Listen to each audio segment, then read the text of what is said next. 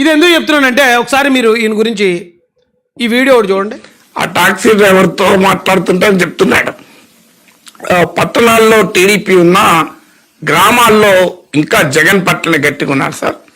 ఎందుకంటే చంద్రబాబు అయితే administration strong ఉంటుంది అనే భావన ఉంది, కానీ సంక్షేమ పథకాలు జగన్ పట్ల గ్రామీణ ప్రాంత ప్రజలు, పేద ప్రజలు చాలా క్లియర్గా ఐడెంటిఫై అవుతున్నారు అని చెప్పాడు. ఎలక్షన్కి ముందు అంటే ఒకవేళ ఒక జర్నలిస్ట్ ఉన్నాడండి, ఒక మీడియా హౌస్ ఉంది, ప్రభుత్వం ఏదైనా వ్యతిరేకంగా ఉండాలంటే, కానీ ఎలక్షన్కి ముందు మరి జగన్ గారుగా సీఎం, ఆయన సీఎంగా ఉన్నప్పుడు ఆయన్ని సపోర్ట్ చేస్తున్నాడు. ఈయన ఏమండి, ఆయన పరిపాలనలో జరిగిన అన్యాయాలు, అక్రమాలు, దారుణాలు మరి ఆయనకు కనిపించలేదా? గ్రామాల్లో ఎలా ఉంది, మళ్ళీ జగనే గెలిచేలాగా ఉన్నాడు అని ఒక న్యూట్రల్ బ్యాక్గ్రౌండ్ నుంచి ఆయన సపోర్ట్ చేయాల్సిన అవసరం ఏంటి? ఇప్పుడు తులసి చంద్ అడుగుతుంది, ఆయన పేటీఎం అవ్వాల్సిన అవసరం ఏంటి అంటుంది. మరి పేటీఎం అవ్వకపోతే ఆ పార్టీకి అనుకూలంగా మాట్లాడాల్సిన అవసరం ఏంటి? ఇక్కడ చూడండి ఒకసారి, ప్రతిపక్ష హోదా విషయంలో 2 నాలుకల ధోరణి ప్రొఫెసర్ నాగేశ్వర్ గారు ప్రదర్శించారు. ఇక్కడికి వచ్చేటప్పటికి చంద్రబాబు నాయుడు గారికి 23 వచ్చాయి, కొన్ని లాగేస్తే ప్రతిపక్ష హోదా పోద్ది అన్నాడు ఆయనే. అదే జగన్మోహన్ రెడ్డి గారి దగ్గరికి వచ్చేటప్పటికి అలాంటి రూలే లేదు, ఇన్ని సీట్లు వస్తే తప్ప ప్రతిపక్ష నాయకుడు హోదా ఇవ్వకపోవటం అనే రూలే లేదు అని ఎందుకు వచ్చింది? మరి ఇలాంటి పనులు ఈయన చేస్తున్నప్పుడు ఆయన పేటీఎం అంటే తప్పే ఉంది. మరి ఏ కారణంతో సపోర్ట్ చేస్తున్నాడు ఆయన? ప్రస్తుత వార్తల మీద ఒక 6 కనుక ఆకర్షించగలిగితే చంద్రబాబు నాయుడుకు ప్రతిపక్ష నాయకుడు హోదా కూడా పోతుంది. వల్లభనేని వంశీ మాట్లాడుతూనే ఉన్నారు కదా, అందువల్ల రాజకీయాల్లో జరుగుతుంది, ఇందులో అనుమానం ఏం లేదు. ప్రతిపక్ష నాయకుడు హోదా కూడా పోవచ్చు, తెలంగాణలో జరిగింది కదా, అందులో అనుమానం లేదు. జగన్ చిటికేస్తే చంద్రబాబు నాయుడుకి ఏమవుతుంది? ప్రతిపక్ష హోదా పోతుంది, అందులో అనుమానం. నా అభిప్రాయం బలంగా 10% స్ట్రెంత్ ఉంటేనే ప్రధాన ప్రతిపక్ష నేత హోదా ఇవ్వాలి, లేకపోతే ఇవ్వకూడదు అనేది రాంగ్ ఆర్గ్యుమెంట్. అది కోర్టులో ఉంది, తేలుతుంది. 10% అనే ప్రస్తావన రానేలేదు ఆంటనీ ఫిక్షన్లో. ఎందుకు చేస్తున్నాడు ఈయన? ఇది ఈయన వైసీపీలో జాయిన్ అయిపోయి వైసీపీ అధికార ప్రతినిధిగాను, వైసీపీ మేధావర్గంగాను మాట్లాడితే అది నేరం కాదు, అది తప్పు కాదు. ఎందుకంటే ఆయన మాటలు నమ్మినోడు నమ్ముతాడు, నమ్మనోడు నమ్మడం. ఈ న్యూట్రల్ ముసుగు ఏంటి? ఈ డ్రామాలు ఏంటి? మీరు చేసిన వృత్తి ఏంటి? మీ వెనకాతల బ్యాక్గ్రౌండ్ ఏంటి? ఇప్పుడు మీరు ప్రవర్తిస్తున్న ప్రవర్తన ఏంటి? మీ మాటలేంటి? ఇది దేనికి సంకేతం? ఇది మీరు వైసీపీకి ప్రోగా ఉన్నారు, కొన్ని ఉండండి. ఇప్పుడు మీరు వైసీపీకి అనుకూలంగా మాట్లాడే మేధావిగా చాలామంది అవుతున్నారు, అవ్వండి. ఏ సోర్స్ ఉందని మీరు బీజేపీని, జనసేనని అంత దెబ్బ కొట్టి మాటలు మాట్లాడారు? కూటమిని విచ్ఛిన్నం జరిగే విధంగా, ఈ ప్రజలందరిలో భయాందోళన కలిగే విధానంగా, అనుమానాలు కలిగే విధంగా ఎందుకు మాట్లాడారు? ఎందుకు ఒక అబద్ధాన్ని క్రియేట్ చేశారు? ఆ అబద్ధాన్ని క్రియేట్ చేసి ఇప్పుడు నిజంగా మీ మాటలే కరెక్ట్ అనుకుని చంద్రబాబు నాయుడు గారు అయ్యో అయితే బీజేపీ వాళ్ళు మనకి ఇచ్చేస్తున్నట్టున్నారు, మనం ఇచ్చిన మద్దతు మనం ఉపసంహరించుకోవాలి అనే ఆ ఒత్తిడి తెలుగుదేశం కార్యకర్తల నుంచి వెళ్ళి ఒకవేళ ఏమైనా అలా జరిగితే కేంద్ర ప్రభుత్వం కూలిపోతే ఏంటి మీకు వచ్చే ఆనందం ఏంటి? ఎందుకు మీరు బీజేపీకి వెనుపోటు పడాలనుకున్నారు? ఎందుకు బీజేపీ ప్రభుత్వాన్ని కేంద్రంలో కోల్చాలనే ప్రయత్నం ఎందుకు చేశారు మీరు? అలాగే తెలుగుదేశం పార్టీకి, జనసేన పార్టీకి కూడా విభేదాలు వచ్చి వాళ్ళిద్దరు విడిపోతే లాభం ఎవరు జరుగుతుంది? ఎవరికి లాభం చేకూర్చడానికి ఇవాళ ఈ 2 పార్టీల మధ్యలోనూ ఈ లేనిపోయిన అనుమానాలు ఏ సోర్సు లేకుండా క్రియేట్ చేయాల్సిన అవసరం ఏంటి? అంటే మీరు ఇంత పెద్ద పెద్ద కుట్రలు పన్నేస్తారు, మీ మీద కేసు పెట్టకూడదు. కేసు పెడితే జర్నలిస్ట్ ముసుగేసేస్తారు, మేధావి ముసుగేసేస్తారు. ఏంటండి, ఏం డ్రామాలు ఇవి? ఉండండి, వైసీపీలో ఉంటారా? ఉండండి. వైసీపీకి అనుకూలంగా మాట్లాడే మేధావులు, జర్నలిస్టులు చాలామంది ఉన్నారు. ఆ జర్నలిస్ట్ సాయను లేకపోతే మరొకరు అలాంటి వాళ్ళు చాలామంది ఆ ముసుగులో ఉన్నారు. అది ప్రజలందరికీ తెలుసు, మీ ముసుగు తెలుసు.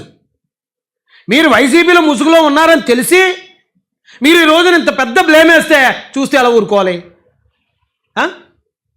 ఇప్పుడు రాజకీయ నాయకులు ఉన్నారండి, నీ భార్య చెడ్డదంటే నీ భార్య చెడ్డదనుకున్నారు అనుకుంటే చూసేవాళ్ళకి వాళ్ళు రాజకీయ ప్రత్యర్థులు కాబట్టి తిట్టుకున్నారులే అంటారు.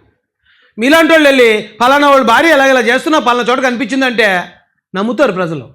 ఎందుకు? మీరు న్యూట్రల్ ముసుగులో ఉన్నారు కాబట్టి, మీరు రాజకీయ నాయకులుగా లేరు కాబట్టి, రాజకీయ నాయకులు చేసే విమర్శలు మీరు చెయ్యరు అనే ఒక భావన ప్రజల్లో ఉంటుంది కాబట్టి విమర్శలు చేయాల్సిన అవసరం మీకేంటి? అసలు మీరు ఏమైనా పార్టీలో ఉన్నారా? మీరు ఏ పార్టీ తరఫున పనిచేస్తున్నారా? మీరు ఎక్కడైనా పోటీ చేస్తున్నారా? ఎందుకు చేయాలి విమర్శలు? మీరు విమర్శ అనేది రాజకీయ విమర్శలు ఏ సోర్స్ లేకుండా, ఇప్పుడు జగన్మోహన్ రెడ్డి ఉన్నాడు, వాళ్ళ బాబాయ్ నాలే లేపేసుకుని చంద్రబాబు నాయుడు గారిని చంపేశారు అన్నాడు. ఎవరు కాదనలేదు, ఎందుకంటే రాజకీయ విమర్శ. అది వాస్తవాలు మేము ప్రజలకు చెప్పాం, ప్రజలు తీర్పిచ్చారు. అలాగే కోడికత్తి చంద్రబాబు నాయుడు గారు చంపించారని ఇప్పుడు అంటున్నాడు. రాజారెడ్డి గారి దగ్గర నుంచి రాజశేఖర రెడ్డి గారు, వివేకానంద రెడ్డి గారిని కూడా ఆయన చంపేశాడు, చంద్రబాబు నాయుడు గారు చంపించారు అంటున్నాడు. ఇప్పుడు అది రాజకీయం, రాజకీయ విమర్శ, ప్రజలు ఎవరు పట్టించుకోరు. మీకు పని ఏంటి? మీరే రాజకీయ పార్టీలో ఉన్నారు. మీరెందుకు తెలుగుదేశం పార్టీని, జనసేన పార్టీని, బీజేపీ పార్టీని విచ్ఛిన్నం చేసి తద్వారా జగన్మోహన్ రెడ్డి గారికి మేలు చేయాలనే ఈ ద్వంద్వ నీతి ఏంటి? ఎంత పెద్ద కుట్ర ఇది! అటు కేంద్ర ప్రభుత్వాన్ని, ఇటు రాష్ట్ర ప్రభుత్వాన్ని అస్థిరపరచాలనే మీ కుట్రకే దేశద్రోహం కేసు పెట్టినా కూడా తక్కువే. ఇదేమి జర్నలిస్టులకి వాక్ స్వాతంత్రపు హక్కు లేకపోతే భావ ప్రకటన స్వేచ్ఛగా రాదు. ఇది కుట్ర, ఇది కాన్స్పిరసీ, నేరం ఇది.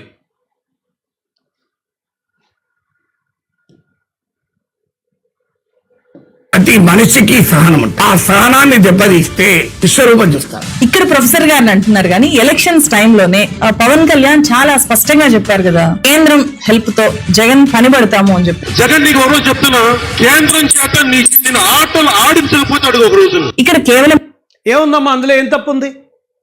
గతంలో కూడా ఆయన మీద కేసులు పెట్టి ఆయన జైలు పెట్టింది కేంద్ర ప్రభుత్వమే కదా.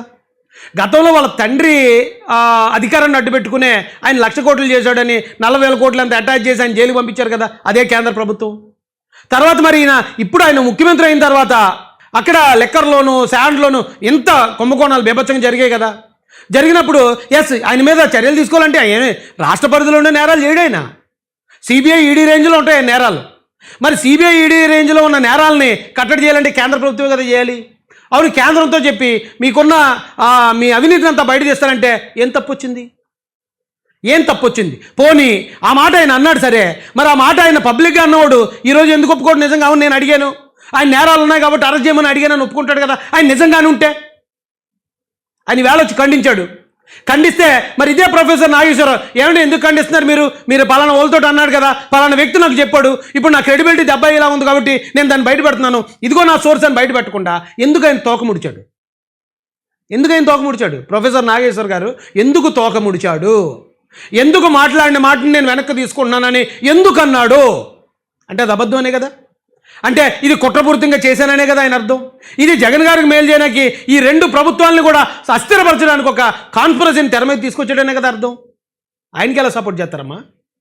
ఆయన మంచి చేసినప్పుడు ఆయన మంచి అందాం, ఆయన తప్పు చేసినప్పుడు తప్పు అని చెప్పి తీరాలి. ప్రొఫెసర్ నాగేశ్వర్ గారే తన మాటలను ఉపసంహరించుకోవాలి, ఆయనే క్షమాపణలు చెప్పాలి అని అడగడానికి కనీసం ఏపీలో ఉండే రాజకీయ నాయకులకి, రాజకీయ పార్టీలకి నైతికత ఉందా అని చెప్పి కూడా ఖచ్చితంగా అడగాలి. లడ్డూలో తిరుమల వెంకటేశ్వర స్వామి ప్రసాదం లడ్డూలో నాసి రకమైన ఇంగ్రీడియంట్స్ కాకుండా ఎనిమల్ ఫ్యాట్ కూడా వాడారని, ఏది ఘీకు బదులు. భక్తుల మనోభావాలన్నీ విలవిల్లాడిపోయేలాగా చేసి ఇప్పుడు కామ్ గా అసలు ఏమైంది, కలిసిందా లేదా? మా తులసి ఆ మాట సీఎం గారు చెప్పింది కాదు, ఎన్డీడీబీ ల్యాబ్ రిపోర్టు. ఎన్డీడీబీ ల్యాబ్కి అది పంపిస్తే ఆ రిపోర్ట్ వచ్చింది, ఆయన అదే చదివారు. ఒకవేళ ఆ మాటలు వెనక్కి తీసుకోవాలి, క్షమాపణ చెప్పాలంటే ఎన్డీడీబీ ల్యాబ్ చెప్పాలి, అంతే తప్ప ఆ రిపోర్ట్ చదివినందుకు చంద్రబాబు నాయుడు గారు చెప్పరు. సరే పోనీ దానికి దీనికి ఎందుకు లింక్ పెడుతున్నారు మీరు? ఇంకోటి అంటది ఈవిడి అని చెప్పి క్లియర్ గా చెప్పకుండా వదిలేశారు. ఎన్నికల ప్రచారంలో పవన్ కళ్యాణ్ గారు ఏమన్నారు? 29,000 పై దాదాపు 30,000 మంది అమ్మాయిలు మిస్ అయిపోతే దాంట్లో 14,000 మంది తిరిగి వచ్చారని చెప్తా ఉన్నారు పోలీసు. మిగతా 18,000 మంది ఏమయ్యారు? అది ఎంతవరకు నిజము? కొన్ని అధికారంలోకి వచ్చిన తర్వాత ఏమైనా విచారణ చేశారా? వాటిని ఏమైనా ఇప్పుడు ఉపసంహరించుకుంటున్నారా? క్షమాపణలు అక్కర్లేదు, కనీసం ఉపసంహరణ ఉందా? ఇలాంటి రాజకీయాల్లో విమర్శలు, ప్రతి విమర్శలు కామన్ అమ్మా. ఒకవేళ మీకు తెలియదేమో, ఇప్పుడు నువ్వు ఉన్నావు తులసి, నువ్వేం చేయాలి, ఎక్కడ ఏది ఉంది, ఏది వాస్తవం, ఏది అవాస్తవం అనేది నువ్వు చాలా వీడియోలు సోర్సులతో పాటు చేస్తావు. ఎందుకు సోర్సులు పెడతావు?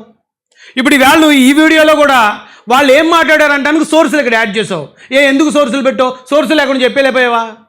ఎందుకంటే సోర్స్ లేకపోతే మనం చెప్పేది నిజమని ప్రజలు నమ్మరనే కదా. మరి అదే ప్రొఫెసర్ గారు ఆ మాట అన్నప్పుడు దానికి సోర్స్ పెట్టాలి కదా. సోర్స్ లేకుండా నోటికి ఏదొస్తే అది వాగేయకూడదు కదా. ఇప్పుడు నువ్వు అడుగుతున్నావు, చంద్రబాబు నాయుడు గారు చెప్పాలి కదా, వెనక్కి తీసుకోవాలి కదా, పవన్ కళ్యాణ్ గారు వెనక్కి, వాళ్ళు తీసుకోవాల్సిన పని లేదు. ఎందుకంటే వాళ్ళు రాజకీయ నాయకులు, వాళ్ళు రాజకీయ పార్టీలని రన్ చేస్తున్నారు అధినేతలు. జగన్మోహన్ రెడ్డి గారు నారాసుర రక్త చరిత్రని ఇచ్చాడు, అది సిబిఐ వచ్చిన తర్వాత అది నారాసుర రక్త చరిత్ర కాదు, వైఎస్ రక్త చరిత్ర, వైఎస్ కుటుంబమే చంపేసిందని వాళ్ళు ఎంక్వైరీ చేసి ఆధారాలతో పాటు ఇచ్చారు. జగన్మోహన్ రెడ్డి గారు వెనక్కి తీసుకున్నారా మాట? ఈవేళ కూడా చెప్తున్నాడు కదా అదే మాట, చంద్రబాబు నాయుడు గారు చంపేశారు అంటున్నాడు ఈవేళకి. మరి అవెందుకు మాట్లాడరు మీరు? ఒకవేళ అమ్మాయిలు మిస్ అయ్యారు అని చెప్పాడు, అది మిస్ అవ్వలేదా మిస్ అయ్యారా జనాలు నమ్ముతారు. జనాలకు ఒక ఐడియా ఉంటుంది, నమ్మేవాళ్ళు నమ్ముతారు, నమ్మేవాళ్ళు నమ్మరు. ఎందుకంటే అవి రాజకీయంగా ఒకరి మీద ఒకరు చేసుకునే ఆరోపణలు, విమర్శలు. ఈయన రాజకీయ నాయకుడు కాదు.